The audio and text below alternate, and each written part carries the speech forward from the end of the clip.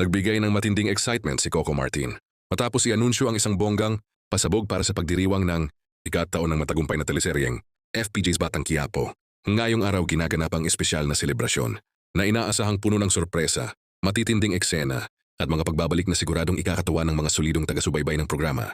Yun sa mga paunang teaser at usap-usapan ng fans, may ilang karakter na matagal nang nawala sa kwento ang posibleng magbalik upang muling makasama ang mga pangunahing tauhan. Dahil dito, mas lalong uminit ang excitement online, lalo na't kilala ang serye sa biglaang twists at pasabog na storyline na hindi inaasahan ng manonood. Bukod sa mga pagbabalik, may mga karakter din umano na muling magsasama-sama sa iisang eksena, isang bagay na matagal nang hinihintay ng fans. Marami ang nag-aabang kung ano ang magiging epekto nito sa takbo ng istorya, lalo na't nasa mas matindi at mas emosyonal na bahagi na ng kwento ang kasalukuyang yugto ng palabas.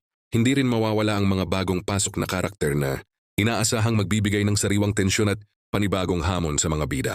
Dahil dito inaasahan ng viewers na mas lalong magiging masalimuot ang laban ng mga kampo at mas titindi pa ang aksyon at drama sa mga susunod na episodes. Samantala, nagpasalamat naman ang cast at production team sa patuloy na suporta ng publiko sa loob ng 3 taon.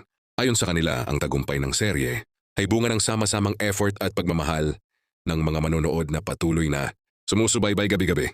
Sa pagpasok ng 3 taon, ipinangako ng produksyon na mas malalaki at mas mapangahas na eksena ang dapat abangan.